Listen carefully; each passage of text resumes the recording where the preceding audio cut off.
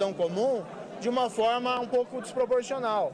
Mas por quê? Porque está reagindo a uma agressão. Então isso é aquela discussão, né? Alguém vem armado em sua direção, a pessoa tem uma arma, reage, atira. Quantos tiros são necessários? Quando começa a caracterizar excesso?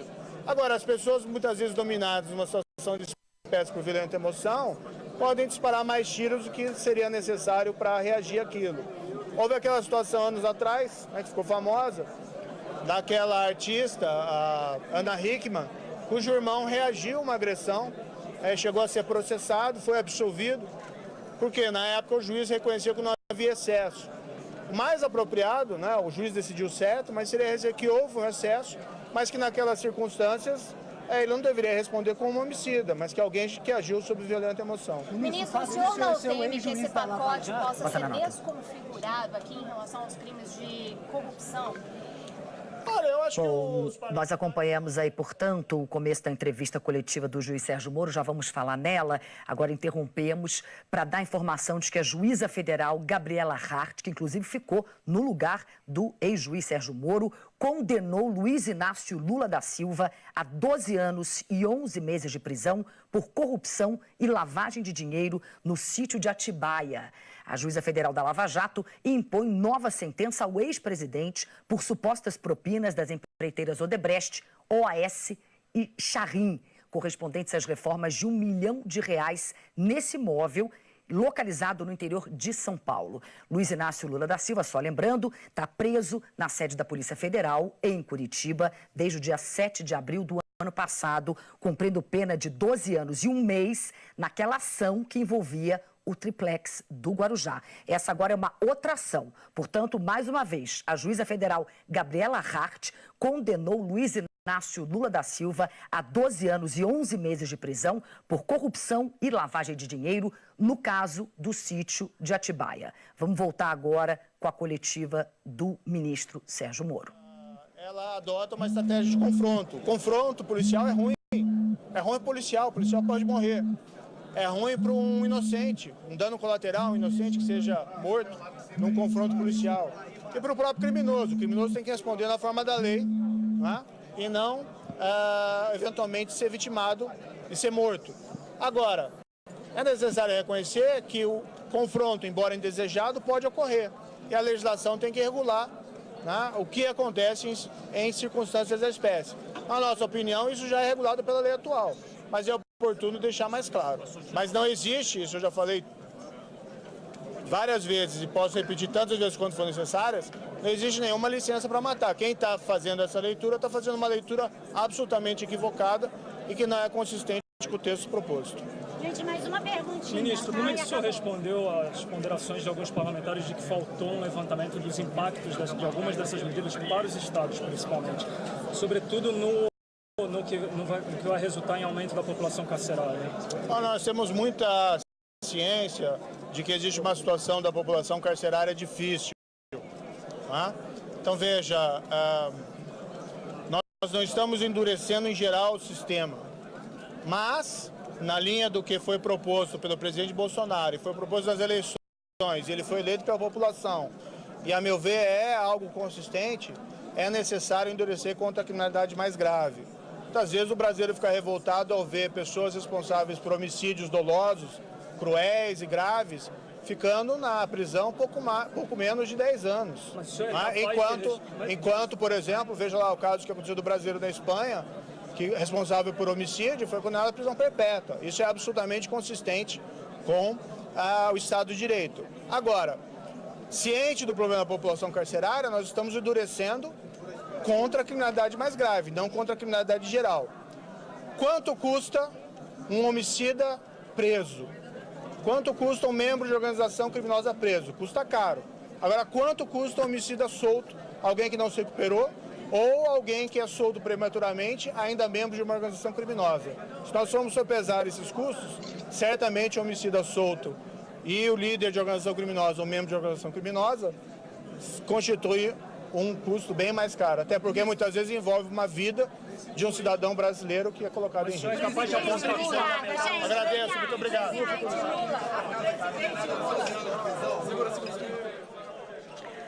Bom, portanto, nós acompanhamos aí a coletiva do ministro da Justiça e Segurança Pública, Sérgio Moro, que apresentou à Câmara dos Deputados mais cedo o projeto anticrime. Ele defendeu agora diversos pontos desse projeto.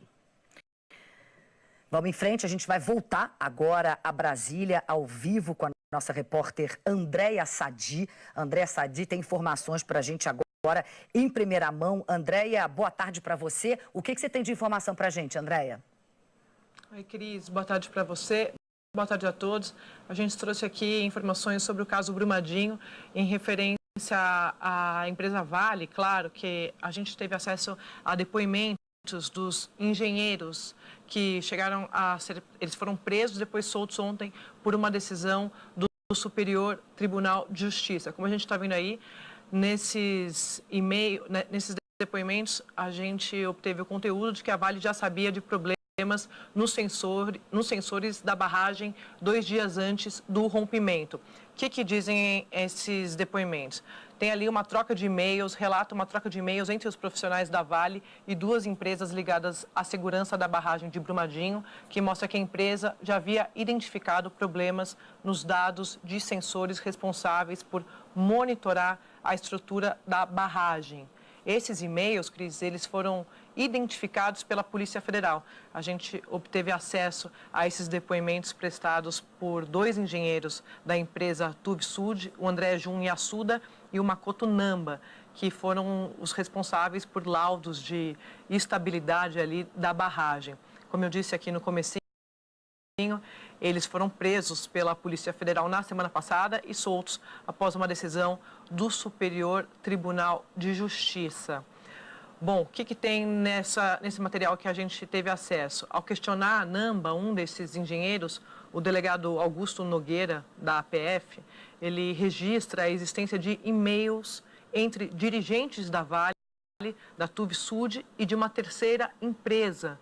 As mensagens começaram a ser trocadas no dia 23 de janeiro, às 14h38, e se prolongaram até 15h05 do dia seguinte.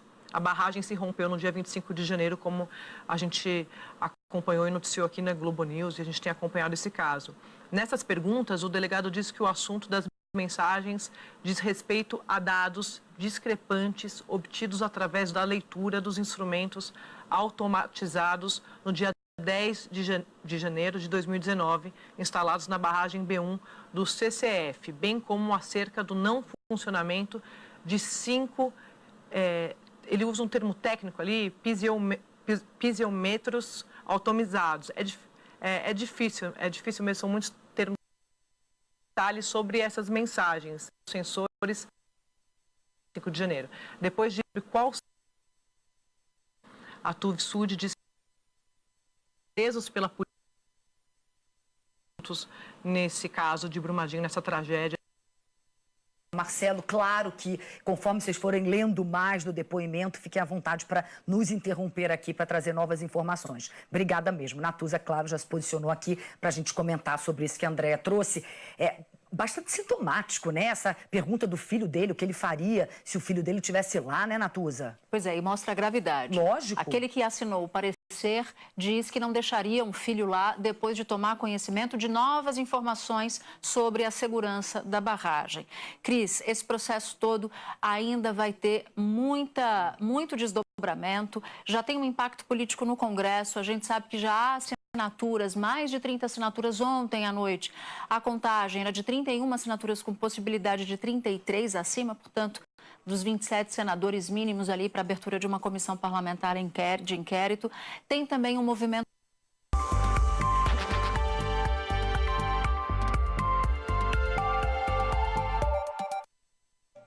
Estamos de volta. Como a gente já informou aqui no Edição das 4, a juíza federal Gabriela Hart condenou o ex-presidente Lula a 12 anos e 11 meses de prisão por corrupção e lavagem de dinheiro no caso do sítio de Atibaia. Essa é uma nova sentença em que Lula é condenado por supostas propinas das empreiteiras Odebrecht, OAS e Chaim, dessa vez correspondentes às reformas de R$1 milhão no imóvel localizado no interior de São Paulo. Eu vou conversar então com Marcelo Rocha, que está lá em Curitiba, onde o ex-presidente Lula já cumpre pena pela condenação no caso do triplex do Guarujá. Marcelo, boa tarde para você. Quais são as informações, os detalhes a mais que você tem dessa nova condenação? Boa tarde, Cris. A sentença, como você mesma disse, saiu agora há pouco e foi dada pela juíza Gabriela Hart, que substitui temporariamente a Odebrecht. A juíza cita que o condenado recebeu vantagem indevida, esse trecho é o trecho que eu estou lendo da sentença, enquanto de quem se exige um comportamento exemplar, porque é Sérgio Moro que abandonou o caso do sítio de Atibaia. Essa é uma nova sentença em que Lula é condenado por supostas propinas das empreiteiras Odebrecht, OAS e Chaim, dessa vez correspondentes às reformas de R$1 milhão no imóvel localizado no interior de São Paulo. Eu vou conversar então com Marcelo Rocha, que está lá em Curitiba, onde o ex-presidente Lula já cumpre pena pela condenação no caso do triplex do Guarujá. Marcelo, boa tarde para você. Quais são as informações, os detalhes a mais que você tem dessa nova condenação? Boa tarde, Cris. A sentença, como você mesma disse, saiu agora há pouco e foi dada pela juíza Gabriela Hart, que substitui temporariamente o ex-juiz Sérgio Moro, que abandonou os processos da Lava Jato e abandonou a carreira para virar ministro do atual governo. A sentença foi dada, como eu disse agora há pouco, tem mais de 400 páginas, e eu separei alguns trechos em que a juíza cita o ex-presidente Lula. A condenação é de 12 anos e 11 meses. A acusação que pesava contra o ex-presidente Lula nessa ação é a de que ele teria recebido cerca de R$1 milhão de propina das empreiteiras citadas na Lava Jato. A maior parte dessa propina teria sido paga pela Odebrecht. A juíza cita que o condenado recebeu vantagem indevida. Esse trecho é o trecho que eu estou lendo da sentença, enquanto estava ocupando o cargo de presidente da República, de quem se exige um comportamento exemplar, porque seria o maior mandatário da República. A juíza prossegue na sentença dizendo que os depoimentos demonstraram que Lula tinha conhecimento dos caixas de propinas mantidos pela OAS e pela Odebrecht, e também a juíza disse que a família do ex-presidente Lula era frequentadora assídua do imóvel, bem como usufruiu como se dona desse imóvel fosse, inclusive mais do que seu proprietário formal, Fernando Bittar. Este, segundo a juíza, confirmou que o fato ocorreu a partir de 2012. Portanto, sendo proprietário ou não do imóvel, prossegue a juíza na sentença, é fato incontroverso que foram efetuadas reformas e comprados objetos para atender interesses do ex-presidente Lula e de sua família. Reforçando então, a condenação saiu agora há pouco. O ex-presidente Lula foi condenado a 12 anos e 11 meses de prisão por conta dos crimes que teriam sido cometidos pela reforma e ampliação da propriedade de Atibaia, que foi investigada pela Força Tarefa da Lava Jato. É a segunda condenação do ex-presidente Lula. Ele já foi condenado no caso do triplex do Guarujá. A sentença que foi aplicada de 12 anos e 1 mês, foi reformada na segunda instância, no Tribunal Regional Federal da 4ª Região. Então, é a segunda condenação do ex-presidente Lula na Lava Jato aqui em Curitiba. Ainda se aguarda a sentença que tem relação com o terreno do Instituto Lula e do apartamento que é vizinho ao do ex-presidente Lula e que, segundo a Lava Jato, ele também teria recebido como propina. O ex-presidente Lula está preso aqui em Curitiba desde o dia 7 de abril por conta da condenação relacionada ao triplex do Guarujá. Esses detalhes são os por enquanto que a gente conseguiu retirar da sentença. A gente está lendo ainda uma sentença extensa, Cris, e a gente vai trazer mais detalhes à medida em que a gente for tendo acesso a eles. É com você. Tá ótimo, Marcelo. Obrigada. Até daqui a pouco, então, quando você tiver outros detalhes, mas já ficou tudo muito bem claro. Obrigada mesmo. Bom trabalho para você. A Procuradoria-Geral da República recebeu um inquérito que investiga o senador Flávio Bolsonaro, do PSL do Rio, por lavagem de dinheiro e falsidade ideológica eleitoral. A investigação estava na Procuradoria Regional Eleitoral do Rio de Janeiro. A Camila Bonfim tem os detalhes para a gente. A informação foi publicada pelo jornal O Globo. O inquérito da Polícia Federal sobre bens de Flávio Bolsonaro chegou à Procuradoria-Geral da República. A reportagem diz que o caso envolve negociações relâmpago de imóveis que teriam resultado no aumento exponencial do patrimônio do filho do presidente Jair Bolsonaro. E que, segundo as investigações, as suspeitas são de lavagem de dinheiro por meio da compra de imóveis e a declaração à Justiça Eleitoral do valor de um imóvel abaixo do seu preço real. O caso começou a ser investigado em junho na Procuradoria Regional Eleitoral do Rio, quando Flávio Bolsonaro era deputado estadual. A TV Globo também teve acesso a decisões tomadas na investigação. Em junho, A Procuradoria informou ao Tribunal Regional Eleitoral do Rio que trata-se de inquérito policial instaurado para apurar a ocorrência de possíveis ilícitos eleitorais e criminais, em tese atribuídos ao deputado estadual Flávio Bolsonaro. Em novembro, logo depois que Flávio Bolsonaro foi eleito senador, o procurador regional eleitoral Sidney Pessoa Madruga enviou à Superintendência da Polícia Federal do Rio esta decisão, que promove o retorno dos autos, pelo prazo de 60 dias, para a oitiva de Flávio Bolsonaro e cumprimento de outras diligências, porventura necessárias. O procurador também decide que, decorrido o prazo assinalado, sem a realização da oitiva do investigado, remetam-se os autos à Procuradoria-Geral da República, tendo em vista o foro por prerrogativa de função de Flávio Bolsonaro, eleito senador em 2018. É o primeiro caso do senador Flávio Bolsonaro, do PSL, a chegar na Procuradoria-Geral da República. A partir de agora, a análise é se essas investigações vão ser remetidas ao Supremo Tribunal Federal ou à primeira instância. É que as suspeitas contra o senador são de um período anterior ao mandato no Senado. E pela decisão do Supremo Tribunal Federal, que no ano passado restringiu o foro privilegiado, só ficam no tribunal casos de suspeitas que ocorram no mandato atual e em razão do cargo. A TV Globo apurou que, por causa disso, a tendência é que o caso de Flávio Bolsonaro seja enviado à primeira instância. Essa investigação não tem relação com outra, sobre movimentações atípicas de Flávio detectadas pelo COAF, o Conselho de Controle de Atividades Financeiras, que está sendo feita pelo Ministério Público do Rio. O senador Flávio Bolsonaro falou sobre o inquérito que foi encaminhado da Procuradoria-Geral da República. Vamos ouvir. Isso já foi usado contra mim. Oi, eu aqui, Joyce Hasselmann, a sua deputada federal do Brasil, com uma notícia maravilhosa para todos aqueles que realmente clamam por justiça, querem justiça, por aqueles que... Olá pessoal, tudo bem? Oi, eu aqui, Joyce Hasselmann, a sua deputada federal do Brasil, com uma notícia maravilhosa para todos aqueles que realmente clamam por justiça, querem justiça, por aqueles que entendem que bandido tem que estar atrás das grades, na cadeia, minha gente.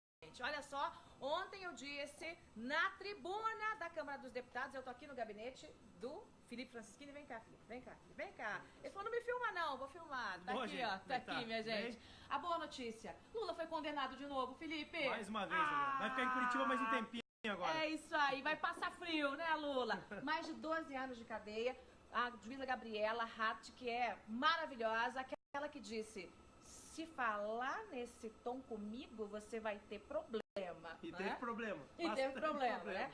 Mais de 12 anos de cadeia, além dos 2 que já tinha acumulado por conta do sítio de Atibaia. Eu disse ontem no meu pronunciamento, Felipe, quando atacaram o nosso presidente Bolsonaro e quando tentaram atacar a nossa bancada do PSL e dizendo que o Lula era um preso político, que nós teríamos o prazer de ver o Lula apodrecer na cadeia porque a lei ia ser cumprida. E tá aí, foi quase uma profecia. Quase. Bem no dia que o Sérgio Moro veio aqui na Câmara, a Joyce estava ali com o Sérgio Moro agora há pouco. E essa excelente notícia que vem nessa tarde para todos vocês. É isso aí. Minha gente, olha só, obrigada, Filipão. Valeu, eu já explorei o Felipe aqui um pouquinho. Gente, vocês sabem que o Lula, quando eu digo que ele é meu arqui-inimigo, não é uma coisa pessoal não, né? O Lula é o arqui-inimigo do país, não é meu arqui-inimigo. É o arqui-inimigo do país e agora ele foi condenado, mais uma vez, virão outras condenações.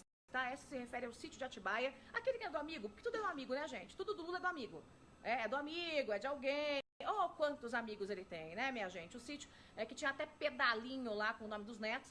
Portanto, veio a condenação aí da juíza Gabriela, né? Mulher forte. Eu acho que o Lula vai sentir saudade do Sérgio Moro, com a Gabriela lá comandando a Justiça Federal em Curitiba. E é uma notícia que traz aí um alento para o coração de todos nós. Hoje, inclusive, a tropa do PT de novo subiu lá na tribuna, né, para tentar aí espizinhar o nosso presidente Bolsonaro, que está lá no hospital se recuperando, e também para tentar atacar, né, o time do Bolsonaro, para mentir, para dizer que o Lula é preso político, para atacar o Sérgio Moro. E eu subi lá, minha gente, como uma leoa, para defender o nosso presidente, para defender o nosso partido, para defender o nosso Sérgio Moro, nosso super-ministro, que foi juiz da Lava Jato até há pouco, e nós temos aí, portanto, esta boa notícia: Lula condenado, 12 anos, 11 meses de prisão a mais por corrupção e lavagem de dinheiro lá no caso do sítio de Atibaia. É um Brasil novo, é um Brasil diferente, é um Brasil onde o poder político não se dobra, né? Pelo menos quem está desse lado bom da política não se dobra, né? Hoje, inclusive, eu mostrei na tribuna, tá? Uma das algemas de verdade, tá, gente? Da caixa de algemas que está no meu gabinete, porque se começar nesse tom comigo, como diria a juíza Gabriela, corrupto, vai ter problema. É melhor nem abrir a boca, porque eu exerço o meu direito de cidadã, de dar voz de prisão. E as algemas já estão no meu gabinete, tá, minha gente? Lula na cadeia! Lula na cadeia! Lula na cadeia! E eu vou lá, acho que agora lá